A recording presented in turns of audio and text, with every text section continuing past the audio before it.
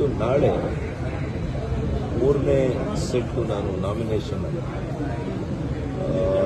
ಹಾಕೋದು ಮತ್ತು 3 ಗಂಟೆಗೆ ಬಹಿರಂಗ ಪ್ರಚಾರವನ್ನು ಇವತ್ತು ಮಾನ್ಯ ಕುಮಾರಣ್ಣವರು ನಮ್ಮ ವಿರೋಧ ಪಕ್ಷದ ನಾಯಕರು ಇವರೆಲ್ಲ ಕೂಡ ಬರೋರಿದ್ದಾರೆ.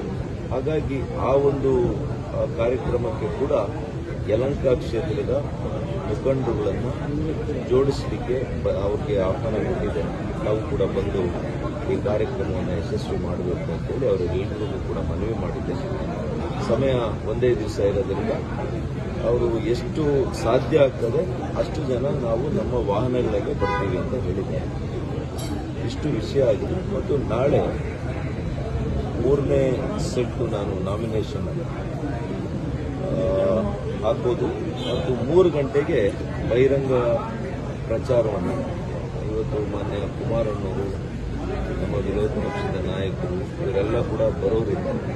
ಹಾಗಾಗಿ ಆ ಒಂದು ಕಾರ್ಯಕ್ರಮಕ್ಕೆ ಕೂಡ ಯಲಹಂಕ ಕ್ಷೇತ್ರದ ಮುಖಂಡರುಗಳನ್ನು ಜೋಡಿಸಲಿಕ್ಕೆ ಅವ್ರಿಗೆ ಆಹ್ವಾನ ಕೊಟ್ಟಿದೆ.